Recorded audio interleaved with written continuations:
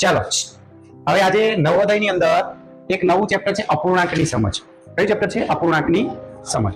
હવે ધ્યાનથી જોજો કે અપૂર્ણાંક સંખ્યા કોને કહેવાય. બરાબર છે. તો પહેલા હું તમને કેટલીક સંખ્યાઓ વિશે માહિતી આપી દઉં. એમાં પહેલી સંખ્યા છે પ્રાકૃતિક સંખ્યા. કેવી સંખ્યા? પ્રાકૃતિક સંખ્યા. બીજા નંબરની સંખ્યા છે પૂર્ણ સંખ્યા. પછી ત્રીજા નંબરની સંખ્યા છે પૂર્ણાંક સંખ્યા. ચોથા નંબરની સંખ્યા છે અપૂર્ણાંક સંખ્યા. પાંચમા નંબર છે દશાંશ અપૂર્ણાંક.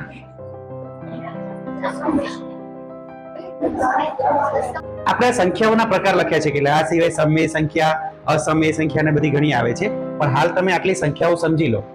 આ છે પ્રાકૃતિક સંખ્યા. કેવી સંખ્યા છે? પ્રાકૃતિક સંખ્યા. હવે આપણને એવું થાય કે પ્રાકૃતિક સંખ્યા એટલે શું? તો પ્રાકૃતિક સંખ્યા એટલે કુદરતી સંખ્યા. બીજી રીતે કેવું હોય તો કહી શકાય. એમાં કઈ કઈ સંખ્યાઓ આવે? તો પ્રાકૃતિક સંખ્યાની અંદર 1, 2, 3, 4, 5, 6, 7 એમ આપણે જોઈએ તો અસંખ્ય સુધી આવે. ત્યાં સુધી આ બધી સંખ્યાઓ પ્રાકૃતિક સંખ્યાઓ કહેવાય. કેવી સંખ્યા કહેવાય? પ્રાકૃતિક સંખ્યા કહી શકાય. ચાલો હવે એના પછી છે પૂર્ણ સંખ્યા. કેવી સંખ્યા છે? પૂર્ણ સંખ્યા. હવે આ શબ્દ જુઓ તમે. પૂર્ણ એટલે શું? પૂર્ણનો મતલબ શું થાય? પૂર્ણ એટલે હું એમ પૂછું કે મારો આ પાણીનો ગ્લાસ પૂર્ણ ભરેલો છે. પૂર્ણ એટલે આખું. તો હજી આ સંખ્યાઓની અંદર કઈ ખૂટે છે? આમાં કઈ ખૂટે છે? ઉપરની સંખ્યામાં કોઈ અંક ખૂટે છે એમાં? અહીંયા તો પૂર્ણ એટલે જો પૂરેપૂરી નથી એમ કે છે. અહીંયા પૂર્ણ સંખ્યા શું કે છે કે આ સંખ્યાની અંદર હજુ પૂરેપૂરી સંખ્યા નથી, કંઈક બાકી છે. કોણ બોલ્યું? વાહ, સરસ. તો પૂર્ણ સંખ્યાની અંદર 0, 1, 2, 3, 4 એવી રીતે અસંખ્ય સુધીની સંખ્યાઓ આની અંદર આવે. ક્યાં સુધી આવે? અસંખ્ય સુધીની સંખ્યાઓ અહીંયા આવે. ક્યાંથી? 0 થી માંડીને અસંખ્ય સુધી. એ પ્રાકૃતિક સંખ્યાઓ કરી અને અહીંયા પૂર્ણ સંખ્યાઓ કરી. પણ સવાલ હું તમને એવું પૂછું, આના ઉપરથી હું તમને એક સવાલ એવો પૂછું કે સૌથી નાની પ્રાકૃતિક સંખ્યા કઈ? તો સૌથી નાની પ્રાકૃતિક સંખ્યા કઈ થાય? હવે હું તમને સવાલ એવો પૂછું કે સૌથી નાની પૂર્ણ સંખ્યા કઈ? તો 0 આવે. જો પ્રાકૃતિક પૂછે તો 1 આવે અને પૂર્ણ પૂછે તો 0 આવે. પણ જો એવું પૂછે કે સૌથી મોટી પ્રાકૃતિક સંખ્યા કઈ? અસંખ્ય એટલે કેટલા? એનો મતલબ એવો થાય કે સૌથી મોટી સંખ્યા આપણને મળી શકે નહીં. બરાબર છે. પ્રશ્ન એવો પૂછે પ્રાકૃતિક સંખ્યા, પણ સૌથી મોટી પ્રાકૃતિક સંખ્યા હોય નહીં. સૌથી મોટી પૂર્ણ સંખ્યા પણ હોય નહીં. હોય?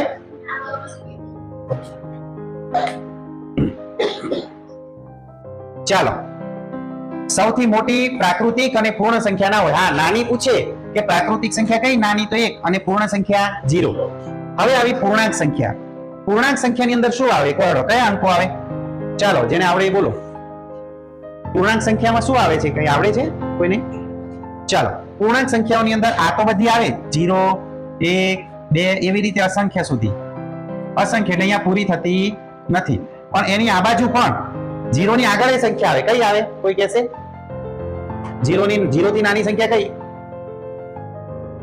-1, -2 એવી રીતે અહીંયા પણ અસંખ્ય સુધી આવે માઇનસમાં.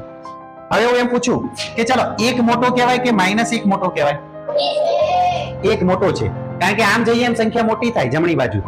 આ 0 ની ડાબી બાજુ જઈએ એમ સંખ્યા નાની થાય. હું એમ કહું કે ચલો 0 નાનો કે -2 નાના? હા, તો આ બાજુ જઈએ બરાબર, ડાબી બાજુ એ 0 ની, તો સંખ્યા નાની થતી જાય, આમ જઈએ એટલે મોટી થતી જાય. ખ્યાલ આવી ગયો? ચાલો, હવે આવી અપૂર્ણાંક સંખ્યા.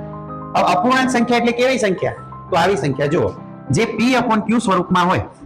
એટલે કે p/q સ્વરૂપમાં એટલે 3 પંચમાંશ હોય, 2 ચતુર્થાંશ હોય, 1 નવમાંશ હોય, 8 તૃતીયાંશ હોય. આવી જેટલી ઉપર નીચે સંખ્યાઓ રહેલી હોય p/q સ્વરૂપમાં, આ બધી અપૂર્ણાંક સંખ્યા કહેવાય. કેવી સંખ્યા કહેવાય? તો તમને સંખ્યા ખ્યાલ આવી જોઈએ. હું અહીંયા આમ લખું કે 9 ચતુર્થાંશ, તો આ કઈ સંખ્યા કહેવાય? તો તમને ખબર હોવી જોઈએ કે ભાઈ અપૂર્ણાંક સંખ્યા છે. કેવી સંખ્યા છે? અપૂર્ણાંક સંખ્યા છે. ઉપર નીચે હોય p/q સ્વરૂપમાં. બરાબર છે. આગળ બીજી ઘણી સંખ્યાઓ આવશે, સમય, અસમય, બરાબર, એ પછી આપણે જોઈશું. ચલો હવે દશાંશ અપૂર્ણાંક સંખ્યાઓ કેવી હોય કોઈ કહેશે? દશાંશ ચિહ્ન હોય અંદર તો આવી સંખ્યાઓ જુઓ 4.8 0.09 10.7 આ પોઈન્ટ વાળી સંખ્યાઓ જે હોય ને એને આપણે દશાંશ અપૂર્ણાંક સંખ્યા કહીશું. કેવી સંખ્યા કહીશું? દશાંશ અપૂર્ણાંક સંખ્યા કહીશું. એટલે સંખ્યાઓ ખ્યાલ આવી ગઈ. હવે પહેલા કઈ છે? પ્રાકૃતિક સંખ્યા. યાદ કરી લો, પ્રાકૃતિક સંખ્યા ક્યાંથી શરૂ થાય? 1 થી શરૂ થાય. એટલે સૌથી નાનામાં નાની પ્રાકૃતિક સંખ્યા કઈ? 1. હવે એના પછી પૂર્ણ સંખ્યા. પૂર્ણ એટલે પૂરેપૂરી. પેલામાં પૂરેપૂરી હતી ને એટલે એમાં 0 એડ થાય. એટલે સૌથી નાની પૂર્ણ સંખ્યા 0. આ બંનેમાં મોટી સંખ્યા ના મળે પણ નાની સંખ્યા પરીક્ષામાં પૂછાય. બરાબર. એના પછી છે પૂર્ણાંક સંખ્યા. પૂર્ણાંક સંખ્યાની અંદર 0 આવી જાય. બરાબર. અને આ બાજુ જે સંખ્યાઓ તમને દેખાય છે 1 2 3 એ ધન સંખ્યા છે. કેવી છે? ધન. અને માઇનસ વાળી જે છે એ ઋણ સંખ્યા છે. કઈ છે? ઋણ. એટલે કે જેમાં 0 આવે, ધન સંખ્યાઓ અને ઋણ સંખ્યાઓ બધું આવી જાય. માઇનસ વાળી આવી જાય, 0 આવી જાય, પ્લસ વાળી આવી જાય. એને કહેવાય પૂર્ણાંક સંખ્યા. એના પછી અપૂર્ણાંક સંખ્યા કે જે આપણે જોવાની છે, હમણાં શીખવાના છીએ, એ ઉપર નીચે આપેલી હોય આ રીતે. પછી દશાંશ અપૂર્ણાંક સંખ્યા કે જે આપણને દશાંશ ચિહ્ન વાળી સંખ્યાઓ હોય એટલે કે પોઈન્ટ વાળી સંખ્યાઓ હોય એ બધી દશાંશ અપૂર્ણાંક સંખ્યા. એટલે આપણે હવે જે શીખવાના છીએ 4 નંબરની સંખ્યા શીખવાના છીએ. બરાબર છે? અપૂર્ણાંક સંખ્યાઓ એટલે કે આવી હશે. બરાબર છે? તો હવે આપણે અપૂર્ણાંક સંખ્યાની સમજ આગળ જોઈએ છીએ. બરાબર? ચાલો એક આકૃતિ ઉપરથી તમને અપૂર્ણાંકની સમજ આપું છું. પહેલા જોઈ લો, સમજજો. ચલો, તમે ઘરે રોટલી ખાધી છે? અમે એક રોટલી દોરી છે, જુઓ. હવે આ જે રોટલી છે, તમે 4 ભાઈ કે બેન છો, રોટલી એક જ છે અને 4 ભાઈ બહેન હોય તો કેટલા ટુકડા કરવા પડે એના? સરખા માપના 4 ટુકડા કરવા. લો, હું આ સરખા માપના 4 ટુકડા કરી લીધા. સરખા માપના થયા ને? હવે આ જે ટુકડો છે એ તમે આ ખાધો. આ ટુકડો તમે ખાધો. હવે મારે ગણિતની ભાષામાં તમને પૂછું કે તમે કેટલા ભાગનો ટુકડો ખાધો? તો જો આને કેવી રીતે લખાશે? ચાલો, તો રોટલીના ટુકડા કેટલા છે? તો અહીંયા નીચે 4 આવશે. એમાંથી તમે કેટલો ખાધો? તો આને ગણિતની ભાષામાં 1/4 કહેવાય. તમે 1/4 ભાગનો ટુકડો ખાધો. સમજી ગયા? ચલો, એક બીજી આકૃતિ અહીંયા સમજાવું તમને. આ જોઈ લો, આ ચોકલેટ દોરી. ચલો, તમે આ ચોકલેટના આટલો ભાગ તમે ખાધો તો તમે કેટલો ભાગ ખાધો કહેવાય? નીચે 4 અને ઉપર 2. બરાબર છે? આ સાચું. પણ હું આ રીતે લખું તો લખી શકાશે? ઉપર 1 ને નીચે 2. આમ લખાય? આ સાચું છે. ચલો, તો આ રીતે લખી શકાય? લખી શકાય. કેમ? કે ચોકલેટ છે એનો કેટલો ભાગ મેં ખાધો? આ 2 ભાગ કરે મેં. આ ચોકલેટના 2 ભાગ કરે સરખા. 2 સરખા ભાગ થયા ને? તો મેં આટલો ભાગ ખાધો છે તો અડધો જ ખાધો ને. આ 2 ભાગમાંથી આ 2 અને 2 ભાગ એમાંથી આ 1 ભાગ ખાધો. તો આ સાચું જ કહેવાય ને? કેવી રીતે હું સમજાવું? જો અહીંયા 2/4 છે. હે? ચલો, 2 એકા 2, ઘડિયો બોલું છું, 2 એકા 2. એવી રીતે નીચે 4 છે તો 2 દુ 4 થાય. હવે ઉપર આ સરખું નીકળી જાય એટલે અહીંયા શું વધ્યું? 1 અને નીચે શું વધ્યું? આવી ગયું. તો આ જવાબ પણ સાચો અને આ જવાબ પણ સાચો છે. બરાબર છે? ખ્યાલ આવી ગયો આકૃતિમાં? હવે હું તમને અપૂર્ણાંકની રીતે ડાયરેક્ટ તમને સમજાવું છું. 3/3, 9/4, બરાબર, 10/5. આ બધા અપૂર્ણાંક છે. બરાબર છે? હવે અપૂર્ણાંક સંખ્યા મેં અહીંયા એક લખું છું કે 9/11. આ અપૂર્ણાંક સંખ્યા છે. તો અહીંયા જે 9 છે એને આપણે અંશ કહેવાય છે. શું કહેવાશે? અને 11 છે એને કહેવાશે છેદ. સમજી ગયા? ઉપર જે અંક છે એને આપણે અંશ કહીશું અને નીચે જે હોય એને આપણે છેદ કહીશું. બરાબર? યાદ રહી ગયું? જોઈ લો, બરાબર યાદ કરી લ્યો. ચલો, હું અહીંયા લખું છું 4/6. ચલો, આની અંદર છેદ કયો છે? ચલો, 5/25. આની અંદર અંશ કયો છે? ચલો, તમને એ ખ્યાલ આવી ગયો કે આને અંશ કહેવાય અને નીચે હોય એને છેદ કહેવાય. બરાબર છે? બરાબર? સમજી ગયા? ચલો આગળ. હવે ચલો, આપણે હવે અંશ અને છેદની સમજ તમને થઈ ગઈ. હવે આપણે અપૂર્ણાંકના અહીંયા 2 પ્રકાર પડે છે, સમછેદી અને વિષમછેદી. બરાબર? સમછેદીની અંદર શું હોય? એના જે છેદ હોય એ કેવા હોય? સરખા હોય. કેવા હોય? અને વિષમછેદીની અંદર એના જે છેદ હોય એ અસમાન હોય. અસમાન એટલે સરખા ના હોય, અલગ અલગ હોય. બરાબર? અહીંયા ઉદાહરણ તમને સમજાવું છું કે ઉદાહરણ તરીકે કેવા હોય? તો અહીંયા જો હું લખું છું 9 15 અને બીજો એક લખું છું 4 15. જો આની અંદર છેદ ક્યાં છે, નીચે કે ઉપર? આ છે છેદ છે, આની અંદર છેદ ક્યાં છે? આરો. તો આ બંને છેદ સરખા છે. તો આ જે અપૂર્ણાંક છે બંને એ કેવા કહેવાય? સમછેદી. કેવા કહેવાય? ચલો હવે અહીંયા જુઓ.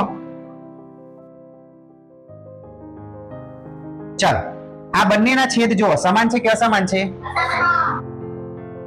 એટલા માટે અહીંયા એ વિષમછેદી અપૂર્ણાંક કહે છે. હવે તમને સમછેદી ને વિષમછેદીમાં ખ્યાલ આવી ગયો? સમ એટલે સરખું, એવું યાદ રાખો. અહીંયા સમ એટલે સરખું અને વિષમ એટલે અસમાન, જુદું. સમ વિષમ. સમ એટલે સરખું, જેના છેદ સરખા હોય. વિષમછેદીમાં છેદ સરખા ના હોય. ખ્યાલ આવી ગયો? હે? ચલો હવે એનાથી આગળ જઈએ. ચલો અહીંયા જોયું. ચાલો જેટલા પણ અપૂર્ણાંક છે એ અપૂર્ણાંકના બે પ્રકાર આપણે જોયા, સમછેદી, વિષમછેદી. બરાબર છે? એ સિવાય એના 3 પ્રકાર પડે છે. કેવા 3 પ્રકાર? તો શુદ્ધ અપૂર્ણાંક, પછી છે અશુદ્ધ અપૂર્ણાંક,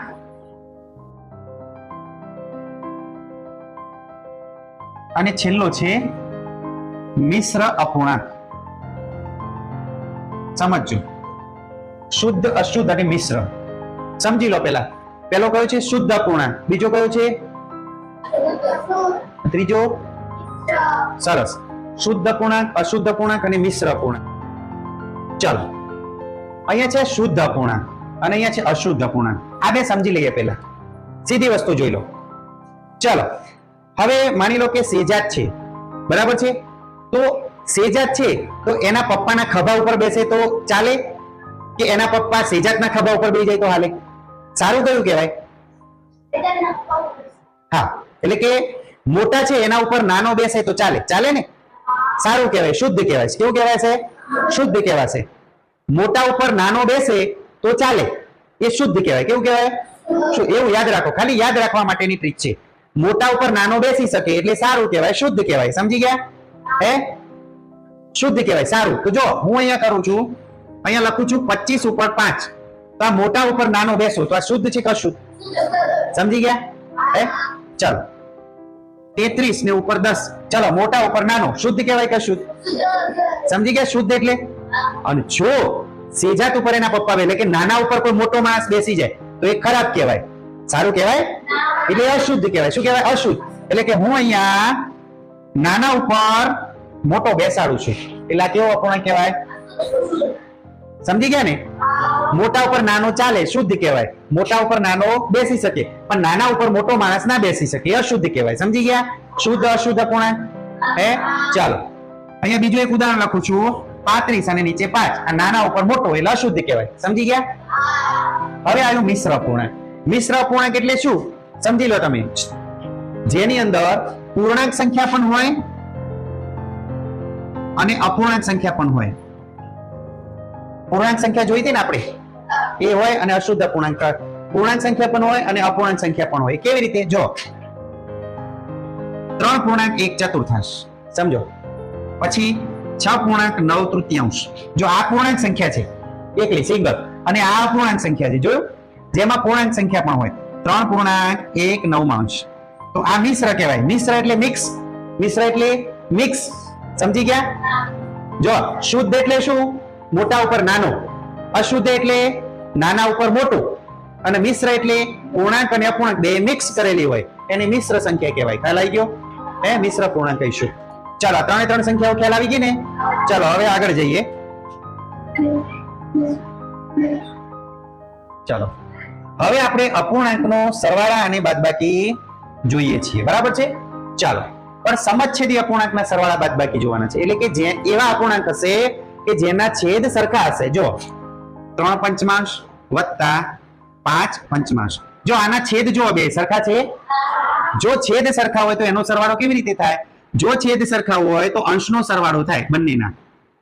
3 + 5 ભાગ્યા નીચે 2 વખત 5 છે, આપણે કેટલી વખત લખશું? એક જ વખત.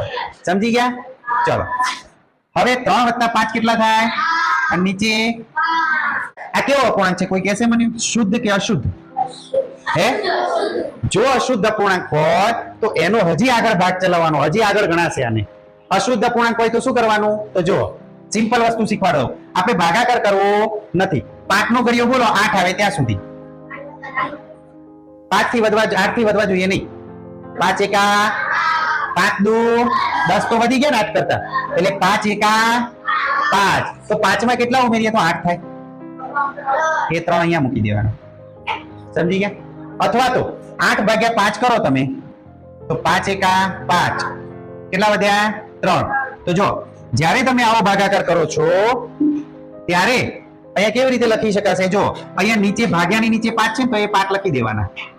સમજી ગયા? આ રીતે તો લખી જ દેવાનું અહીંયા જોઈને. પછી જવાબ છે ને અહીંયા લખવાનો અને અહીંયા શેષ વધ્યો હોય ને અહીંયા લખવાનો. સમજી ગયા? હે ખ્યાલ આવ્યો ને?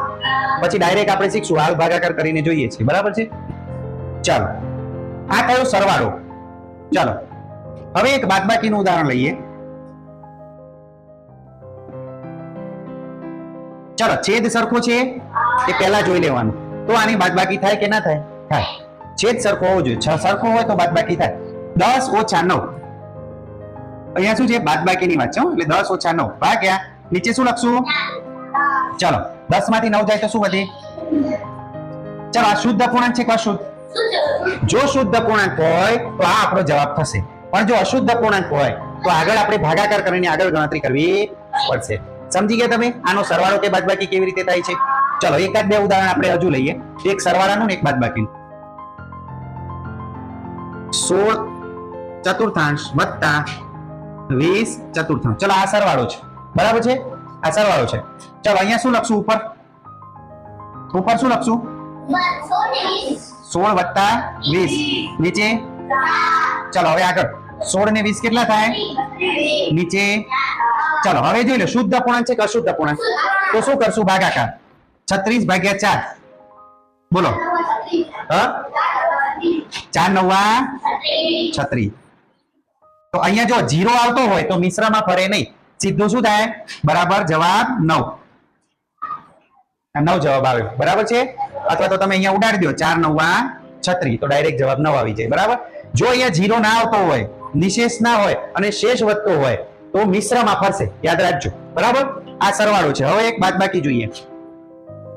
15 તૃતીયાંશ ઓછા 12 તૃતીયાંશ. ચલો અહીંયા શું લખશું? 15 ઓછા 12 અને નીચે 3. 15 માંથી 12 જાય તો 3 અને નીચે.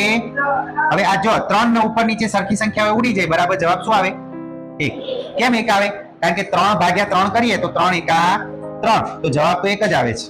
સમજી ગયા? હે ચલો સરસ. તમને હવે સરવાળા બાદબાકી આવડી ગયા? સમછેદીના હે ને? સરસ. હવે જુઓ વિષમછેદી અપૂર્ણાંકના સરવાળા બાદબાકી. જેના છેદ સરખા ના હોય એના માટે. પણ આ શીખતા પહેલા તમારે એક વસ્તુ શીખવી પડશે, લસાઅ.